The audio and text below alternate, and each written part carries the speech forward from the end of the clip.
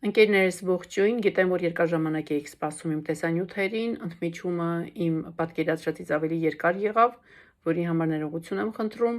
ինչպես նաև շնորհակալություն եմ հայտնում նորից այն բոլոր մարդկանց, ովքեր այս ընթացքում ինձ հետ եղան, աջակից եղան եւ նաև չփորձեցին շատ ավել հարցերով ինձ, այսպես ասած, ծանրաբեռնել, որի համար շատ շնորհակալ եմ։ Այս ընթացքում ես իհարկե կուտակել եմ բազմաթիվ հարցեր, որոնք մեկնաբանություններից հանել եմ, քիչ-քիչ օրական մի քանի տեսանյութերով կփորձեմ լրացնել այն բաց թողնված ժամանակը։ Գնացինք առաջ։ Հարցի հեղինակը նշում է, թե ինչպես վարվել մյուս համասեփականատերերը, եթե հորմահից հետո աղջիկը չի գալիս Ռուսաստանի Դաշնությունից եւ չի ընդունում ժառանգությունը։ Նախ այստեղ կուզենայի ճշգրտել, եթե մյուս համասեփականատերերը ասելով նկատի ուներ մյուս ժառանգներին, ապա մյուս ժառանգները զրկված չեն իրենց դիմումը ներկայացնելու հնարավորությունից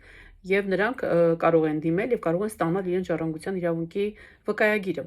Եթե 6 ամսյա ժամկետը դեռ չի լրացել, ապա նոտարը պարտավոր է սպասել 6 ամսյա ժամկետը լրանալուն, որպեսզի պարզի թե ժառանգներից ով է դիմում եւ ով չի դիմում։ Իսկ եթե 6 ամսյա ժամկետը լրացել է եւ ժառանգները ժամկետ են բաց թողել, ապա այդ դեպքում բոլոր ժառանգների համաձայնությունն է պետք, որպեսզի կարողանան ժառանգները ընդունեն իրենց ժառանգությունը։ Այսինքն, եթե 6 ամսյա ժամկետում մյուս ժառանգները իրենց դիմումները արդեն իսկ ներկայացրել են նոտարին ժառանգության ընդունման վերաբերյալ, ապա որևէ պարտավորություն չունեն սպասել, որպեսզի մյուս աղջիկը, մյուս ժառանգը Ռուսաստանի Դաշնությունից գա եւ ընդունի, եթե նա լիազորված անձի միջոցով դիմում չի ներկայացրել կամ Ռուսաստանի Դաշնությունից իր դիմումը չի ուղարկել եւ 6 ամիսը եթե լրացել է,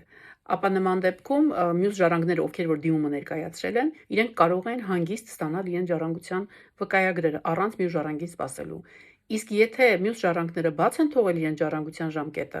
ապա այդ դեպքում այո, պետք կլինի մյուս ժառանգի համաձայնությունը, քանի որ ժառանգության բաց թողնման դեպքում արդեն անհրաժեշտ է լինում բոլոր ժառանգների համաձայնությունը։ Այդ դեպքում Ռուսաստանի Դաշնությունում գտնվող աղջիկը կարող է իր համաձայնությունը ուղարկել նոտարական կարգով հաստատված պատշաճ եղանակով ուղարկել նոտարին եւ պարտադիր չի լինի նրա անձնապես ներկայությունը։ Այսքանը, շարունակենք արդեն մյուս հարցադրումներին առանձին տեսանյութերով կտեղադրեմ։